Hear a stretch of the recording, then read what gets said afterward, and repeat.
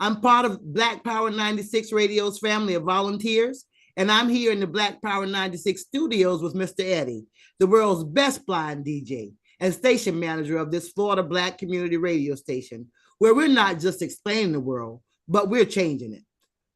Good evening, Mr. Eddie. Good evening, Laura. Yeah, and good evening, everyone. My name is Eddie Lee Maltsby Jr. I'm station manager, and I welcome you all to this big, important event that we have here at Black Power 96.3 FM, where we are under the African People's Education and Defense Fund, the baddest nonprofit on the planet. And again, I'm the world's best blind DJ, and I want to welcome you, and you. Very important night, and just get ready to be amazed on what you're about to see in the next coming hour. Before we bring on our first presenters, I want to let you know that we have a goal of raising $2,000 tonight for legal costs to fight this battle. And if you want to get us started towards reaching our goal, you can donate now at blackpower96.org/legal fund, FUND, or via Cash App. Send to $ Black Power 96 or write checks to Black Power 96 and mail it to 1245 18th Avenue South, St. Petersburg, Florida, 33705, or bring your donation by the station. To begin, we're going to hear from two other Black Power 96 station volunteers who will share with you the story of Black Power 96's legal fight to regain the funding that was stripped, it was taken away from the station by the Pinellas County Commission in a blatant violation of the First Amendment.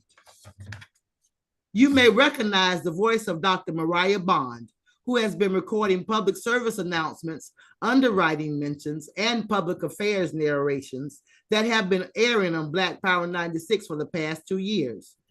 Mariah handles social media promotions for the station and is the author of numerous articles about Black Power 96's local going global artists that have appeared in the Burning Spear newspaper. Mariah was last year's Volunteer of the Year here at Black Power 96. And Sandra Forrest has been volunteering with the station since its launch. She has a background in radio, having worked for several years as an engineer at KPFA Radio in Berkeley, California.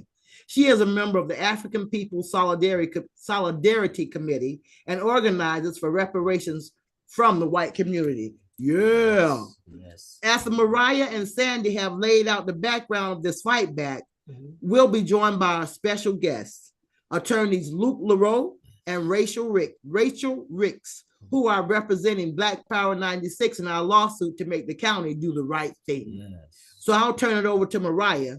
I'll turn it over now to Mariah and Sandy. Yeah. Uhuru.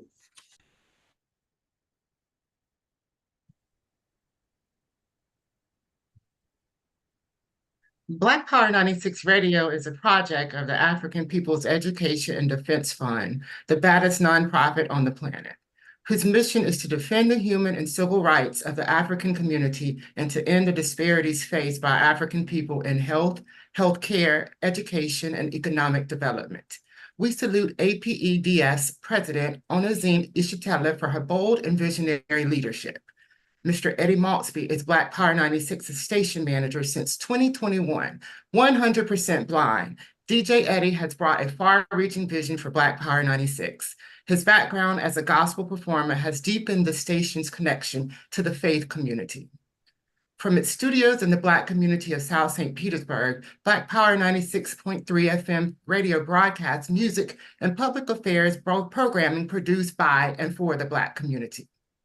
WPPU's FM signal reaches over 100,000 residents in South St. Pete and many more listeners internationally through its website, blackpower96.org, and its mobile app, Black Power 96.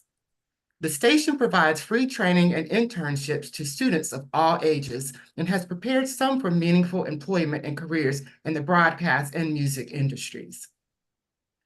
This independent community radio station has been instrumental in helping local talent to get started in the music business through station manager Eddie's weekly Local Going Global contest, where unsigned artists submit their music, listeners vote for their favorite songs, and the winner receives heavy radio airplay and promotions. Since the beginning, Black Power 96 has relied on the creative work of volunteers and the financial support of individual listener members and local businesses. Mr. Eddie has organized benefit concerts to raise funds for the station, including gospel concerts held at local churches. During the pandemic, the station turned to online concerts, and Mr. Eddie enlisted award-winning artists like Gerald Alston of the Manhattans to contribute their performances. Uhuru, yeah. And so in 2022, the station applied for federal COVID relief funds designated for nonprofits that suffered a negative economic impact from the pandemic. And Black Power 96 applied for grants in two categories.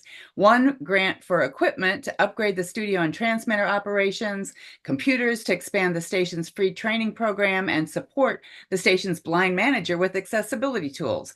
And the other grant to buy and install a backup power generator to keep the station on air during South St. Pete's frequent power outages. So the grant applications were evaluated by an independent review board of the Pinellas Community Foundation, who ranked Black Power 96's applications fourth highest in each category out of scores of applicants, recommending that Black Power 96 receive over $100,000 of the federal funds. These federal COVID relief funds are being distributed through the county. So in November of 2022, the Pinellas County Commission voted to approve the funding for all those nonprofit groups that were recommended by the Pinellas Community Foundation. But then on February 8th, 2023, newly elected County Commissioner Chris Lotvola launched an effort to withhold the federal funds for which Black Power 96 had qualified. He declared that the county should never fund Black Power 96 Radio or the African People's Education and Defense Fund because of its association with the Uhuru movement.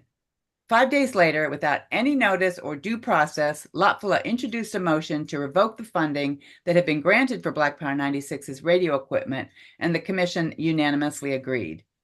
Then in June of 2023, the Pinellas County Commission again voted to single out Black Power 96's generator grant from the Pinellas Community Foundation's list of recommendations and denied the federal funding for which the station qualified. When the county commissioners blocked the funding that this Black community project so well deserves and urgently needs, they said it was because they have opposed the historical achievements and viewpoints of the Uhuru Black freedom movement with which Black Power 96 is associated. The African People's Education and Defense Fund that operates the radio station is an independent nonprofit organization that should be considered on its own work and merits, which are considerable. Black Power 96 Radio is proud of its association with the Uhuru movement and has a constitutional right to associate with whomever it chooses. So let's consider what it is that the Pinellas County Commissioners are against. Uhuru means freedom in Swahili. It was the battle cry of the African warriors who fought the British colonists in Kenya in the 1950s. It was then adopted by Black Power warriors in the US in the 1960s, such as Chairman Amali Yeshitela, then known as Joseph Waller, who kicked off the Black Power struggle in St. Petersburg, Florida, when he tore down a racist mural from City Hall. When they decided to revoke Black Power 96's funding, the Pinellas County Commissioners said that it was because they didn't like what Uhuru's organizers did in putting a stop to police killings of Black people after the 1996 shooting death of 18-year-old unarmed Black motorist Tyrone Lewis. Following the spontaneous rebellion sparked by the shooting, the Uhuru House, where Black Power 96 is now located, hosted a series of community meetings, and Uhuru leaders voiced the community demands for an end to police violence. As a result, St. Pete appointed its first Black police chief, who put the department in check, blocked incursion by county sheriffs into the Black community, and prevented police killings of Black residents for the 8 years of his appointment. Is that the kind of peaceful resolution that the Pinellas County Commissioners are opposed to? Immediately after that 8-year reprieve, Black children were again dying again at the hands of Pinellas County sheriffs. 17-year-old Markel McCullough was shot 15 times in his truck during a driving while Black traffic stop. 18-year-old Jarrell Walker was shot in the back while sleeping on his couch by Pinellas Sheriff Chris Taylor. 3 teenage Black girls, ages 15 and 16, were chased by Pinellas sheriffs and driven into a lake, and the sheriffs just stood by and watched while all of them went down. In 2023, the Pinellas County Sheriff's Department got over $414 million, more than any other county department or agency, with $9 million coming from the same federal COVID relief, ARPA, for which Black Power 96 Radio qualified. And we only asked for $100,000. In fact, the Black community of South St. Pete is owed much more than $100,000. We want all the fruits of our labor. Pinellas County was literally built on the backs of Black people. The resources that were taken by the Pinellas County Commission are owed to the Black community. This county and its economy were built by Black workers, and these federal funds come from our own tax dollars. We have here a photograph showing African road workers in 1922, grading the main Pinellas County thoroughfare of 4th Street North by hand with picks and shovels. Pinellas County was established as a white tourism and nursing home destination, creating an idyllic life for white people on the backs of Black labor. We cleaned the hotel rooms, changed the bedpans in the nursing homes, picked and hauled the fruit. Elder Jordan was born into slavery. As an adult, he came to St. Pete with nothing and became a peddler. He created a bus company for Africans who weren't allowed on the white buses. He gave the government land for Jordan Park public houses for the Black community, since torn down and replaced with a handful of defective units.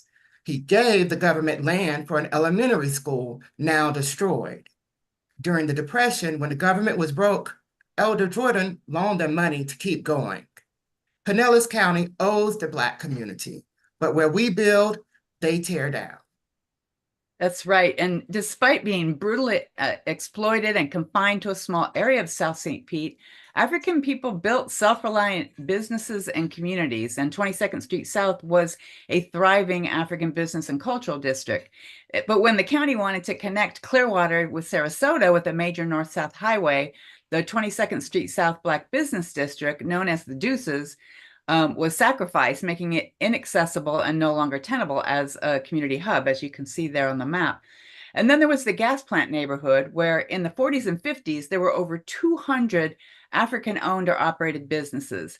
The Black gas plant neighborhood was leveled to the ground in order to build a sports stadium to make profit for big outside developers. Today, there's not a single African-owned full-service gas station in the entire city and no fresh food grocery stores on the south side. In the past 10 years, the Black population of Pinellas County, which is concentrated in South St. Pete, where Black Power 96 is located, has been reduced by 25%. Big real estate investment companies are buying up 3 times as many houses in the Black community as they are in the white North County, driving up rents and driving out Black families who have lived in St. Pete for generations. These big developers are trying to turn St. Pete into another Miami or Palm Springs. And, first they come for the most vulnerable and powerless, the African community. They create an anti-Black sentiment among white people, and then they push out everyone who is not wealthy, families of all nationalities who were raised in Pinellas County but can no longer afford to live there. But the African People's Education and Defense Fund has fought to build a strong and resilient Black community in St. Pete and in cities around the U.S., and to resist gentrification and destruction. We've created community gardens, book fairs, and furniture stores, a doula training program for healthy Black moms and babies, a state-of-the-art basketball court in St. Louis where there were none. In 2017, the African People's Education and Defense Fund's Black Power 96 Radio went live on the FM airwaves in St. Petersburg, Florida. African workers built this station from the ground up, raising the tower and creating the broadcast studio. Black Power 96 gives voice to the Black Power movement. This station broadcasts interviews and speeches that teach and guide our movement for African liberation. Black Power 96 speaks out against the gentrification and destruction of our Black neighborhoods.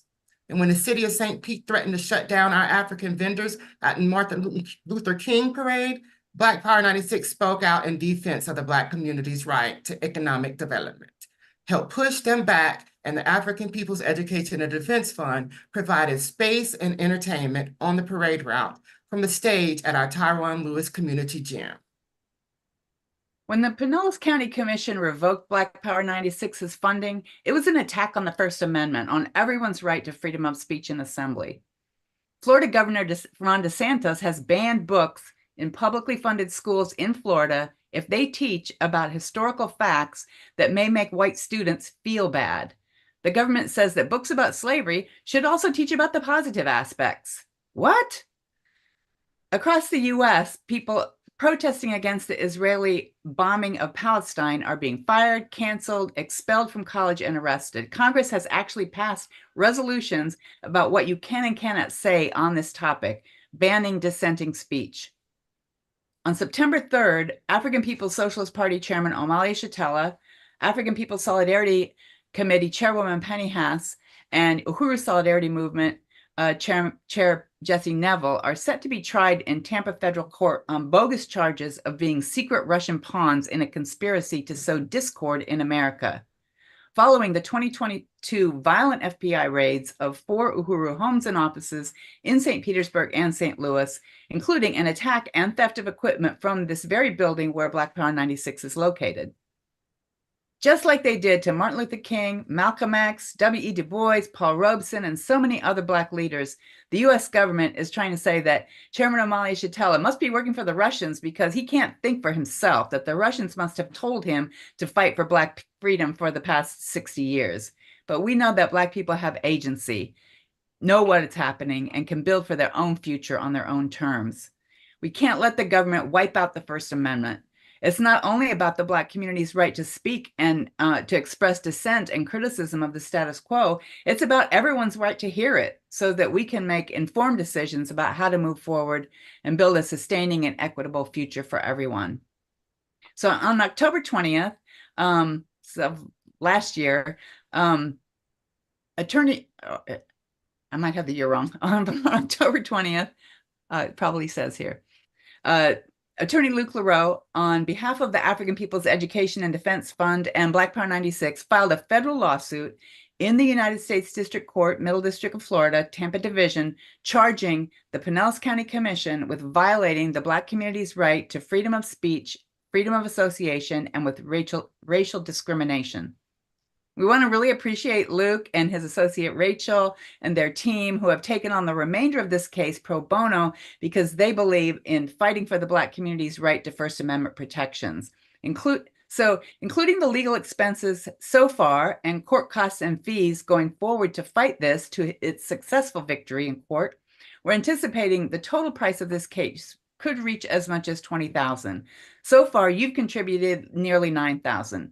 Today, we want to raise $2,000 towards the remainder of our attorney fees and future trial expenses, and we expect the trial to occur in February of next year.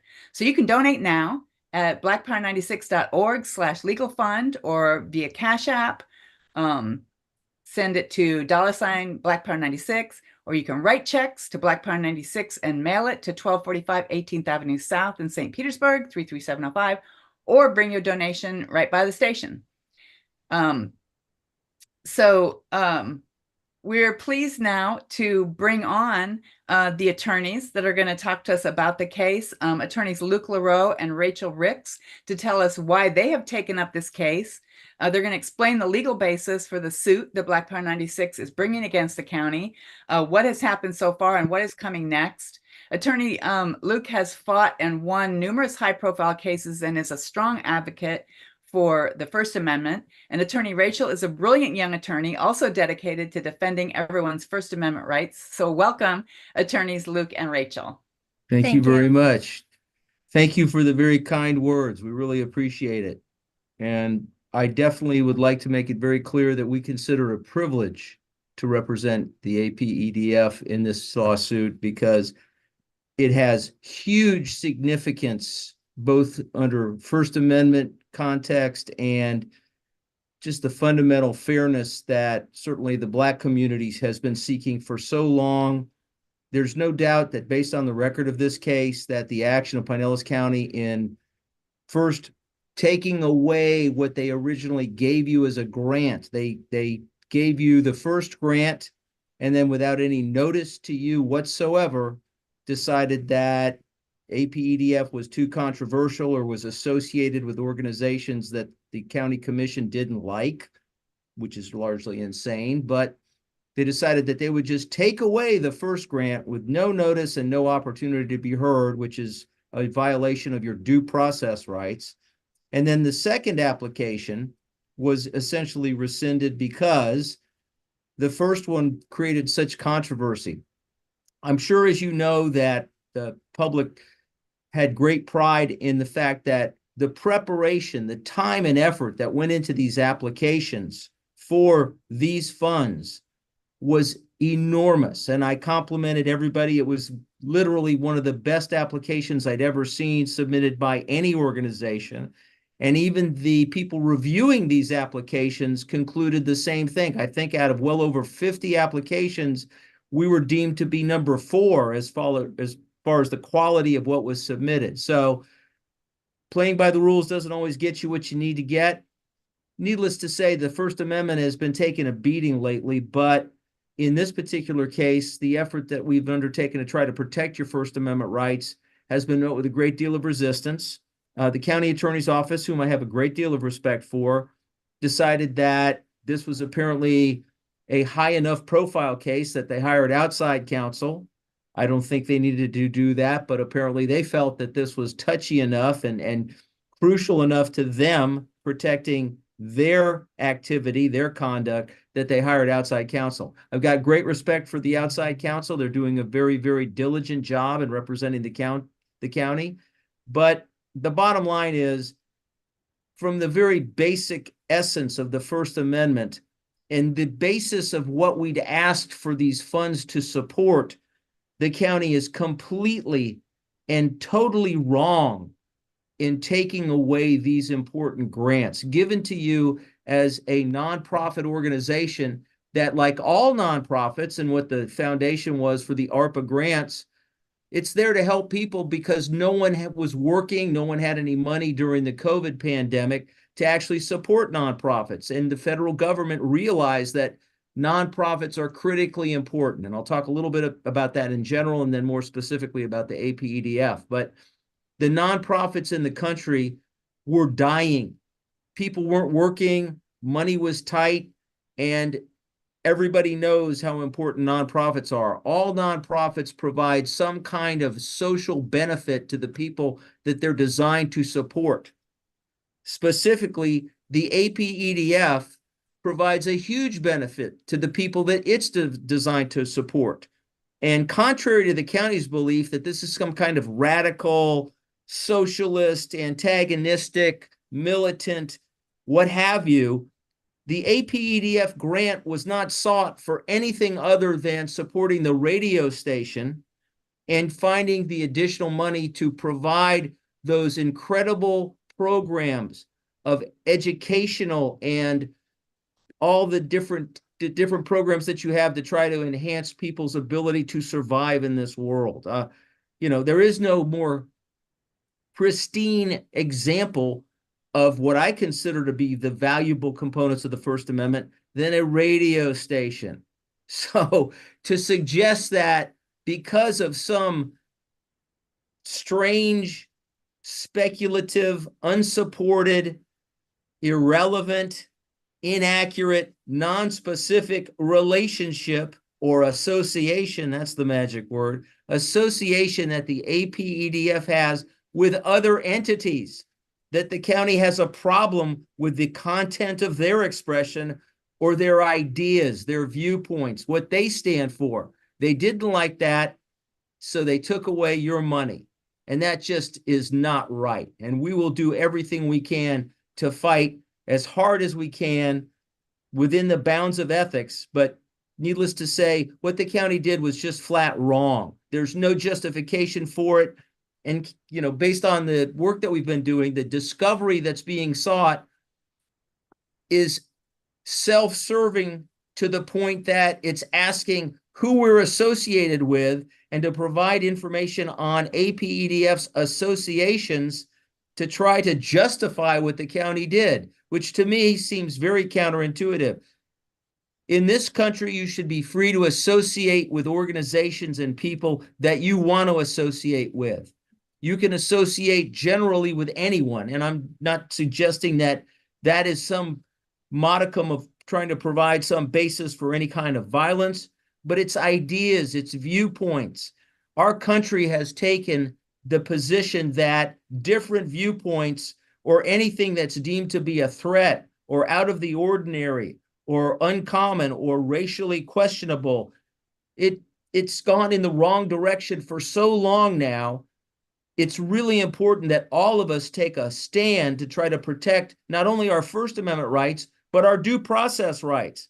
Don't take away our grant without saying, hey, we're going to take away your grant. How'd you like to come and make a pitch and try to talk us out of it? No, the first grant was taken away on an agenda item that was marked as unfinished business or something to that effect, where no one, no matter how closely you examine an agenda, would ever have known that that was what the county commission was going to consider, and certainly not so much as what they were going to do. So for them to, behind our back, take away the first grant after they already approved it borders on insane. And I keep using that word. I guess I'll be a little bit more reserved. It was unlawful, it was unjustified, and it was unconstitutional, fundamentally unconstitutional. So I'm confident in the case. Now, there is a large view in a lot of cases that, well, you know, this is a grant and the government has some discretion on who they can give a grant to. So maybe it wasn't so bad what they did. Maybe they just decided they wanted to give that grant to somebody else. And, you know, when they've got that kind of discretion and handing out grants, you know, maybe too bad for you. Maybe that's not entirely unconstitutional. And our response to the motions to dismiss that were predicated on those arguments are you kidding? Look at the transcript. This isn't some exercise of discretion. This is a plain revelation of misconduct, racial discrimination, speculation, and a clear effort on the part of the county commission to deprive the APEDF of grant money that not only are they entitled to, but they were given. And the second grant that they didn't get, it's not because they didn't deserve it. Of course they deserved it. They didn't get it because of the political controversy that was attached to the first grant. So it's interesting. We have two different levels of the grants, but nothing the county can present, no excuse they can make, no explanation they can try to give is ever going to convince me. And I would hope through the pleadings and the research and the motions that we filed in our case, it will never convince the judge that what they did was okay, because it's not okay. It's not fair. Excuse me. It's fundamentally unconstitutional, and it's certainly my job as an attorney and my pleasure to work with Rachel. It's our job to let the court know that what the county did was not okay, and the APEDF is not going to sit there and be mistreated by this level of discrimination, this level of First Amendment violation, this level of unconstitutional attack on their ability to serve your community. That's what they're there for. Mr. Eddie, best in the business, no question about it, blind or not, great DJ. Everybody over there is wonderful. And we've had the pleasure of being there in the studio. And I can't tell you how warm and how exciting and how vibrant the service to the community is that we feel when we're over there. You guys do a lot for everybody. There is just no excuse for taking away the valuable contributions that you make, again, through the training, through the education, through the service in providing resources to your community and allowing people to exercise their artistic goals and things of that nature. What you do is unparalleled. You guys are the best in the business, and the way that you contribute to your community is unparalleled. So again, it's our privilege to work with you. We're certainly not going to beg for money. We're here to do what we need to do. Litigation is expensive. Anything that can be provided to assist us in the costs of litigation, there are things that we have to do in the dispatch of our responsibilities that require us to pay other people, court reporters, things of that nature, copy paper, you name it, stamps, you name it.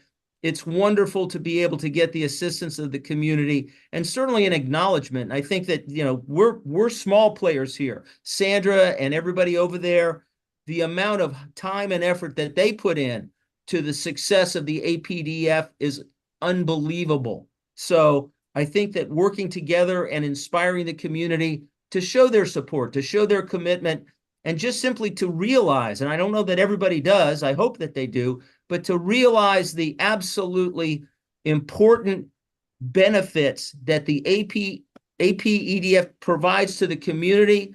Step up, show your appreciation, accept our deep gratitude, accept the fact that we consider it an honor and a privilege to work with the APEDF. And quite honestly, if we all work together, we're united and we stand a much stronger chance of victory in this unique and very important battle. And both of us are here to answer any questions that you guys may have.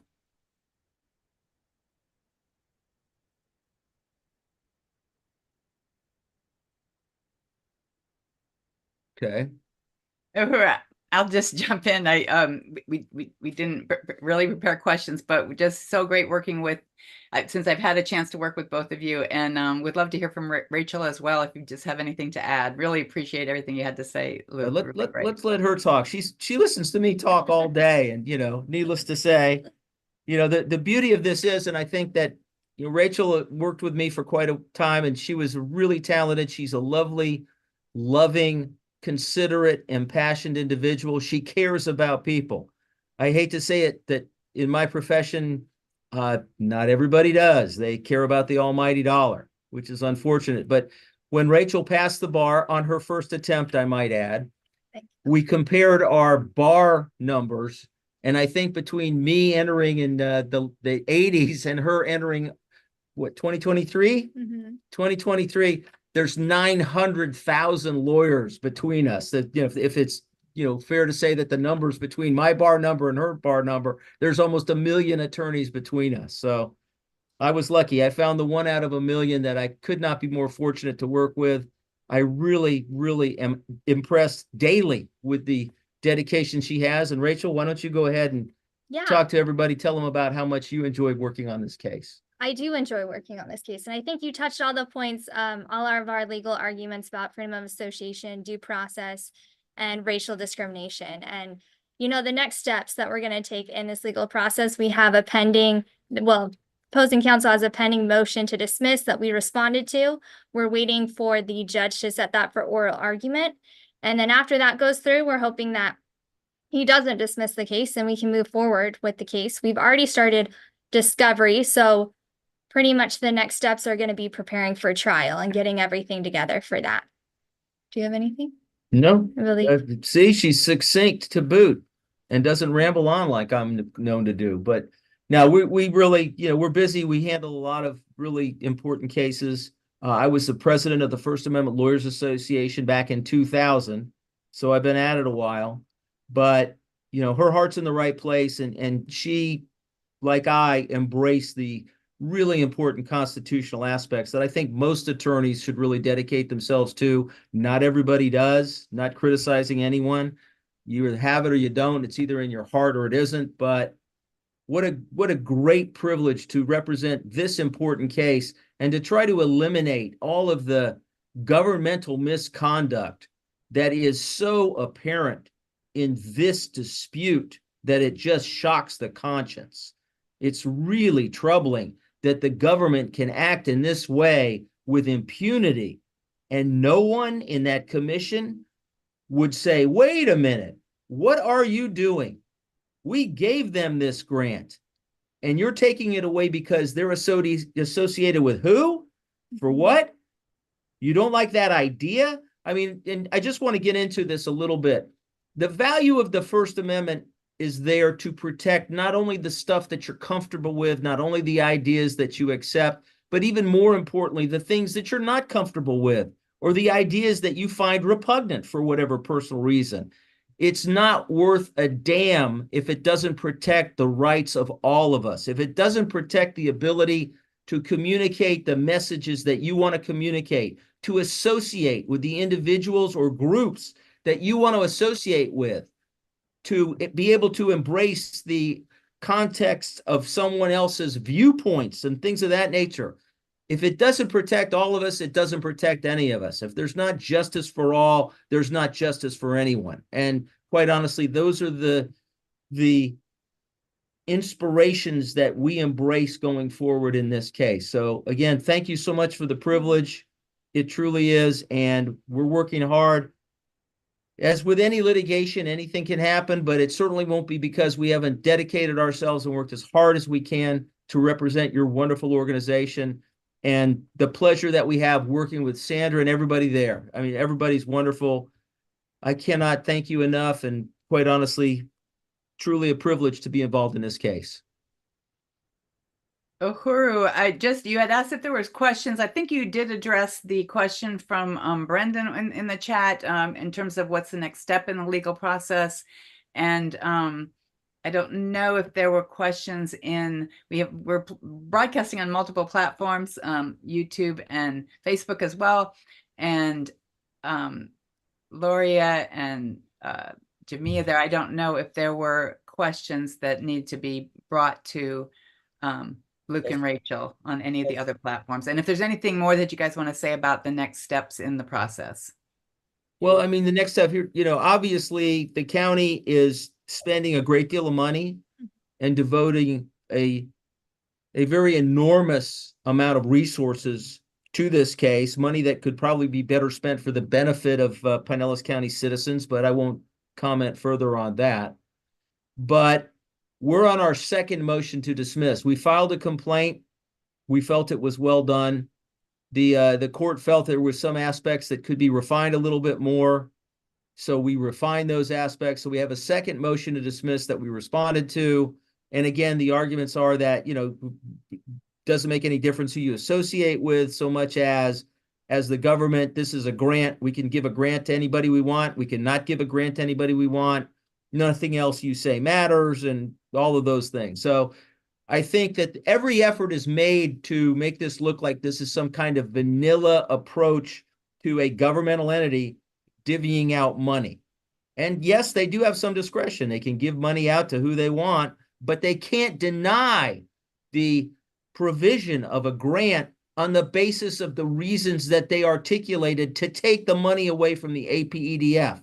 If you can do it for a fair reason, that doesn't justify you doing it for all the wrong reasons. And that's the argument we're making. Our perspective is that it's just crystal clear that this wasn't based on some desire to give the money to some other nonprofit group because they need it more than we do, or we didn't establish the ability that we need it. Our applications, as I said earlier, were pristine. They were astonishing. They were thorough. They were enormous. They were virtually the best I've ever seen, as I said a little bit earlier. But even the people reviewing it gave us top grades. We did as good a job as anyone. And, for them to say, whoa, wait a minute now, you're associated with these guys we don't like. Whoops. Let's take that away. We don't want to give you money. Let's give it to somebody else. So I'm hoping that the clarity of these issues is embraced by the court.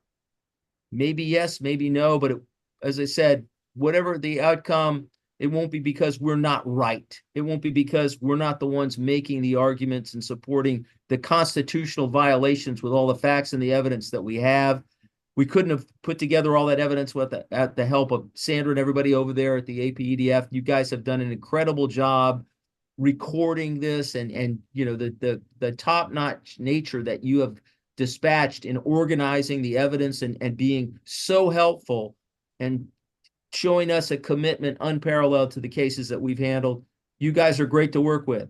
I'm not saying that we don't have other clients that are not as committed, but I will certainly say without reservation that the quality of the work, the quality of your contributions, and just quite honestly, the pleasant way that you work with us and your personal charm and your dedication and your passion, much appreciated. Yes.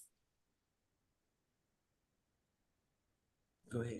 Uhuru, Conrad, and everybody watching, I just wanted to say thank you to Luke, Leroy, and Miss Rachel. Want to appreciate it and say thank you for all you do. And question, attorneys, I wanted to bring to you as station manager, if we take this, happen to go to trial, and it does not go the way we want it, is there something that you can say about taking it to the next level, for us, maybe the Supreme Court or state court? Well, the way it works is this: we're in the We're in the Middle District of Florida. That's the district court. That's the lowest level of the federal system. Any decision, any final outcome of this case is always appealable to the 11th Circuit in Atlanta. I've been up there many, many times. I've had many cases reversed to my benefit. And if that doesn't work out, then you've always got the United States Supreme Court. I don't know that that's the best room to throw a party in right now, but you know, we will not quit. We're not going to let anything stop us. We go all the way to end. And quite honestly, you know, regardless of the amount of legal expertise and the research that we do, the way we look at it is you work as hard as you can, you do the best job you can, you do the most research and writing, and you give the best product you can give, but never forget that you don't hit anything you don't swing at. So that's our motto, and that's what we do. And we've gotten some, candidly, yesterday, this is a completely unrelated case. We won. They sent us back. We lost. And we said, wait a minute. You can't just tell us we lost and not give us a written opinion. You can't just say affirmed the denial. So we put together a motion, and it's almost unheard of. Once a court rules and basically just affirms with no other explanation, nothing to explain why they turned you down, we're like, wait a minute, you know, what is going on here? So we filed a motion for a written opinion. And yesterday, we actually got an order from the appellate court. Okay, give us some supplemental opinion. You know, so even these low percentage long shots, we take those, and sometimes they work out. They really do. So, and go ahead. I just wanted to add, I mean, even going to trial, there is so much evidence in this case that we have collected, and we got text messages, we have all the applications, we have everything that's been stated between the commissioners. There's just so much evidence that points to them being wrong, that to me, I would be very shocked if a jury wouldn't agree with that. Right. And I mean, the bottom line is we've got transcripts. I mean, it's public hearings and things of that nature. So to me, our job as conducting a jury, hey, dude, did you say this? You know, that's the case. You know, what's he going to say? Well, no, you know, I really would look forward to that. I really would look forward to that. Because the thing is when people, and I'm not going to criticize people because no one's perfect, but you got to educate people. You got to tell them what's right and wrong. You got to tell them that being racially insensitive doesn't work anymore. It's never worked. So it's not the right way to live in this country and treat your brothers and sisters equally with respect for their viewpoints. That's what we should be doing here. We should be embracing these principles. Not always easy to do, but should never be ignored and should never be the source of what we drive ourselves to try to express and to characterize, because that's what makes this country different. That's what makes this country great. And we let people get away with this kind of stuff. It diminishes us as a society. Yes. It's adverse to the goals of making this a better society. So whatever happens here, it won't be because we haven't done our best. And quite honestly, I hope that even if we make one minute change in the way people view things to the benefit of those goals I just described, then this will have been worth it. So, and that's my 2 cents. Thank you, Rachel. Thank you, Luke. Uhuru, this is Lori again. Thank you so much, attorneys Luke and Rachel. We so appreciate the work that you are doing, and salute your courage and commitment to fighting for our rights. Again, we have a goal tonight of raising $2,000 for the legal costs associated with waging this fight back through the legal system. Please go and donate now at blackpower96.org/legal fund or via Cash App. Send to $Black Power 96 or write checks to Black Power 96 and mail to 1245 18th Avenue South, St. Petersburg, Florida, 33705, or bring your donation by the station. Knock, knock, bang, bang. Mr. Eddie, Yes. Why is it important for people to donate tonight? Well, it's very important to keep the station going, not only to keep the station going, but you heard it from Luke LaRoe and Rachel Rich that this is important that we make a president statement right now. If we don't win, we'll keep on fighting and fighting, because if you don't fight, then there's more opportunity that they can do this to someone else and to some other organization or someone else that's fighting for rights. And just the freedom of speech. It's important that we donate. It's important that you donate, because let's make it plain and clear. It's nothing we can do in this world without finance. So it takes finance to do anything that we need done. And we're calling on you because it's your community. It's your stories. This is your station. That's why I work as hard as I work. Luke LaRoe just said, if you don't swing it, then you're going to hit nothing. But I tell people all the time, I don't see anything, but I feel everything. And I feel what they have done is absolutely incorrect, immoral, and wrong. There's no way you can give somebody something and then take it away. What would that mean? And I can say that on a religious stand, and I did. Say if God gave you Jesus and took him away, who would all be saved? Everyone would go to hell. So this is just something that you cannot do. It's president that we continue to support this community radio station, because it's just that. And not only here in St. Petersburg, Florida, it's important across the country because people are listening through the app. I know more than anybody because I'm here on a daily. And when I say on the air, I'm the hardest working man in radio, it's not fabrication. That's true. I work harder than any. I should be the poster child, but any radio station, because not only I'm blind, I'm 100% blind. Not only that, I'm faithful to the mission and the people. It's what we need in our community, because there is no other radio station that's going to put out the message that is heard on this community radio station, because it's built on the backs of African people. It's built on the backs of people. This country is built that way. And to have a radio station, and I guarantee you, I listened to radio station. I was born in 1962. At the age of 11, I lost my sight. So when I lost my sight, it was no longer TV. It was radio that done it for me. That's why I'm so passionate about it. It was radio. When my siblings was going outside playing ball, I was staying at home listening to a radio. That's why Eddie is so good at the radio. But this radio that I was listening to me told me and taught me everything that I probably know right now. It wasn't going to school. It was listening to a radio, and I can turn to a program that said, this is happening, this is going on, what's going on in Palestine. 30 years ago, fights was going on in Palestine and across the country, in Arab, in the community in San Diego, California, in Ferguson, where men were getting killed by police. In every state, I was listening to this every day on my radio. Radio is important to the community, and we have to have it. And there's no other, we have these other stations that I listen to, turn to time, because I want to hear what's going on so I can make Black power better.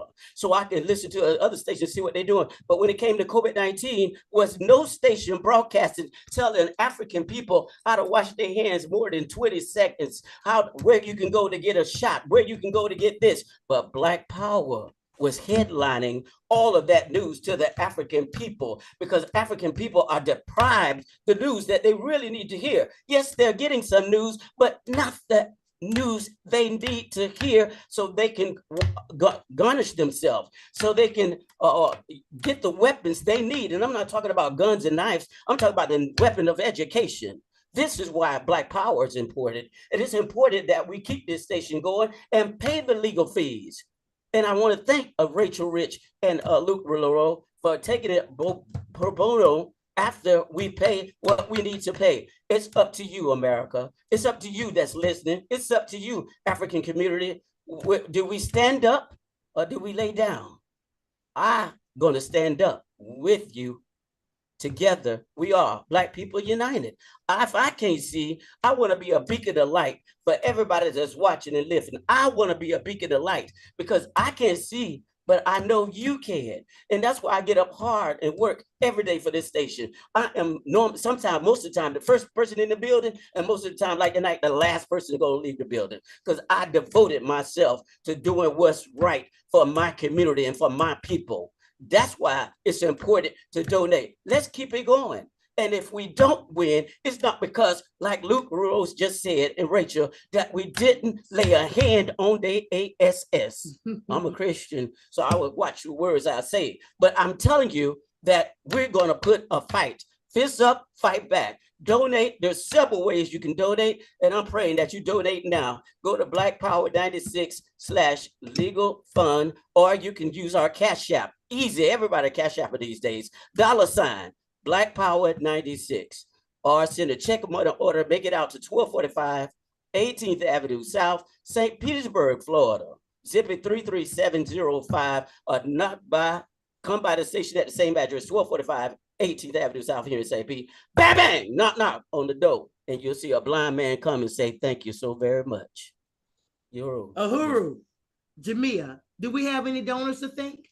Yes, we do. We currently have $360 worth of donations. Starting from Lisa from Minneapolis, we have a donation of $100. And then Brendan from St. Louis, $50. Becky from Minneapolis, $50. Felicia on Cash App, $10. And Sandy from Olympia, we got $100 of a pledge amount. And then from MQ, we got him or her from Florida and donated $50. All right. Uhuru.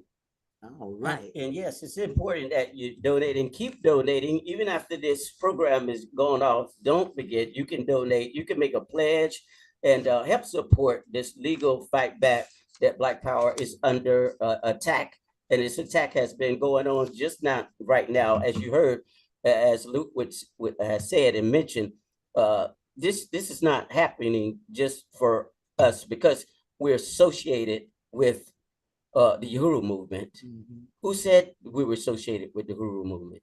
Who said we wasn't? Mm-hmm. It doesn't matter who we're associated with. Right. If I was associated with Joe Biden, would it make a difference? Donald Trump, would it make a difference? No, I don't think so. Donate and donate even after this program is gone off. Again, to Black Power 96.org/legal fund, or a Cash App $ Black Power 96. Laura? Yes, sir. Uhuru. Uhuru. We want to share with our audience statements from 3 powerful radio broadcasters who have expressed their support for our fight back. 2 of them are radio hosts from WBAI FM radio in New York City, and 1 is a Black community radio station manager from Gainesville, South Carolina. Video. Hello, my name is Betty Davis, and I'm an educator, a retired educator from New York City. And I really want to talk to you for just a moment about 96.3. And this is free public Black Power access radio. You have certain human rights that are not being respected. If you are of African American descent, if you are a person of goodwill, if you are someone who is progressive and believes in the working class movement, if you are someone who believes in healthcare for all, if you are someone that believes in affordable housing for all, if you are someone who believes in justice in terms of controlling your community school from the history of your people and all people, then you need 96.3 Black Power Radio. Because when all of us are included, then all of us are safe. We cannot afford to pit one member of the community against the other. This is a ship. It's called the human rights ship. You cannot afford to be on the wrong side of history. If you're not for human rights for all, then you're on the wrong side of history. And one of the things that everybody admits who knows the history of the United States of America is that the struggle of the Africans on this continent is what has made the difference in terms of civil rights and human rights for every citizen in the United States of North America. So I am appealing to you. If you have not been listening, please try to tune in. Even if you don't listen, put a vote for free speech and the right to be educated about all issues fairly. One of the issues that sincerely concerns me is that the people of Florida, there are some elements that feel you should not be educated about this whole issue of the importance of history. Now, I'll be frank with you, I never use the term Black history because as an African captive in America, I know that if you just tell everybody's history, Black people will be all over it. So I'm not worried, but I do say you should not omit any part of history of the world. And sometimes that is happening in some of our states. And I think you know which states. So it is your duty, it is your obligation to stand on the right side of history, to stand on the side of human rights and support 96.3 Black Power Radio. Help them get their funding back. And speak truth to power to these politicians who supposedly represent us. And then when they get in office, side with real estate, side with the ruling class. And if you don't know what I mean by these terms, then you definitely do need 96.3 Black Power Radio. Hi, I'm Dr. Margaret Flowers, and I am the Director of Popular Resistance and the host of Clearing the Fog Radio, which you can hear on WBAI in New York City on Tuesday evenings at 6 p.m. And I'm here to speak to you and urge you to support Black Power Radio 96 in Florida. We are living in a time in the United States where the attack on free speech and our rights to assemble and speak out is just escalating. It's reaching really unreasonable proportions where those of us who provide information that is counter to what the corporate media and the ruling class would like us to say is under attack simply because of the message that we're giving, the truth that we're telling. And so it's really important right now that we come together and support every independent media outlet that is working to bring us information. Black Power Radio also provides public information, public services. So it's really important that we support them in this struggle, and I urge you to do that. Our right to speak, people's right to know what's going on, is fundamental in our struggles for transforming our society to one that meets the needs of everybody. And I really urge you to come together and support Black Power Radio. Greetings. I'm Ifia Wangaza, SNCC veteran and civil and human rights attorney based in Greenville, South Carolina. I am also the founder and currently serving as the director of the Malcolm X Center for Self-Determination and WMXP Community Radio. Until July of last year, I was the general manager of WMXP radio station, a local Black low-power community radio station here in Greenville. We shared with our community some of the programming produced at Black Power 96. However, a big commercial New York-based radio station was able to take our station's frequency because the government gives priority to commercial stations over community stations, despite the fact that WMXP was the only Black-owned radio station in our area, and that LPFM radio service was created to meet the needs and amplify the voices of local and marginalized community. Our frequency was given over to this New York Stock Exchange radio network. Please don't let this happen to you, your community, and Black Power 96. I urge you, support Black Power 96 with your time and your money. We must fight for our right to have Black voices on the radio. We must fight for our right of free speech, of free association, and we must fight for our right to benefit from our tax dollars and our right to participate in the communities in which we live, including on the air. Support Black Power 96 today and always.